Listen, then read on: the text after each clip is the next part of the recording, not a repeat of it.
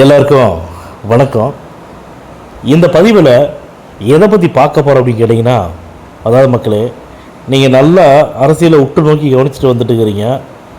தினம் தினம் தமிழ்நாட்டில் மாண்புமிகு திரு முதலமைச்சர் விஜய் அவர்கள் என்னென்ன நடவடிக்கைகளை மக்களுக்காக எடுத்துகிட்டு இருக்கிறாங்க அப்படிங்கிறத, அதுவும் வேகமாக நடவடிக்கை எடுக்கிறது எல்லாத்தையும் நம்ம பார்த்துட்டு இருக்கிறோம்.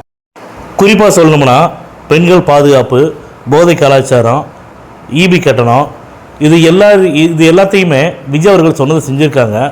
இப்போ இதில் என்ன ஒரு விஷயம் கேட்டிங்கன்னா, மகளிர் உதவித்தொகையை 2500 ரூபா மாதம் தரேன்னு சொல்லி சொன்னாங்க.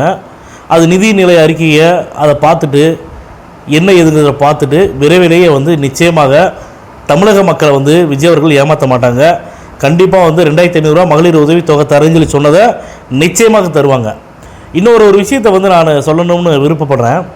2021 சட்டமன்ற தேர்தலில் தேர்தல் அறிக்கையில் திமுக மகளிர் உதவித்தொகை தரதாக சொன்னாங்க. 2021 சட்டமன்ற தேர்தல் பிரச்சாரத்தப்போ சொன்னாங்க. ஆனால் அவங்க முதல் முறையாக எந்த வருடம் கொடுத்தாங்க தெரியுங்களா? 2023 வருஷம் ஜூலை மாதத்துலேருந்து தான், ஜூலை டு ஆகஸ்ட் மாதத்துலேருந்து தான் மகளிர் உதவித்தொகையை கொடுக்க ஸ்டார்ட் பண்ணுறாங்க. அப்போ தேர்தல் அறிக்கையில் சொன்ன வாக்குறுதியை அதைவே நிறைவேற்றல. ஆட்சி வந்ததுக்கப்புறம், ஆட்சியில் உட்காந்ததுக்கப்புறமா 2.5 வருஷத்துக்கு அப்புறமா மட்டும்தான் மகளிர் உதவித்தொகையை கொடுக்க ஆரம்பிச்சிருக்காங்க. உடனே இப்போ சட்டமன்றத்தில் பேசும்போது, நாங்கள் மகளிர் உதவித்தொகை கொடுத்துட்டுருக்குறோம், நீங்கள் 2500 ரூபா கொடுக்குறது சாத்தியமற்றது, நீங்கள் நாங்கள் கொடுத்த அந்த 1000 ரூபாயே நீங்கள் சீக்கிரம் கொடுங்க, ஏன் தாமதப்படுத்துறீங்க அப்படின்னு சொல்லி விஜய் அவர்களுக்கு நெருக்கடி கொடுக்கக்கூடிய இதே திமுக அரசாங்கம் அப்போயே தேர்தல் அறிக்கையில் கொடுத்தோன்னா ஆட்சிக்கு வந்தாங்களே, வந்த உடனே எதனால் அவங்களால 1000 ரூபா கொடுக்க முடியல? 2.5 வருஷத்துக்கு பின்னாடி 1000 ரூபா கொடுத்தாங்களே, அதில் எந்த நியாயம் இருக்குது? இவங்களாம் விஜய் அவர்களை வேகமாக நீங்கள் மக்களுக்கு பண்ணுங்க அப்படின்னு சொல்லக்கூடிய தகுதிகள் இருக்கா சொல்லுங்கள்? அந்தந்த இடத்துல திமுகவோட கைக்கூலிகள் திமுகவோட நிர்வாகிகள் விஜய் அவர்களுக்கு எதிராக என்னென்ன விஷயம் பண்ண முடியுமோ பண்ணிட்டு இருக்கிறாங்க.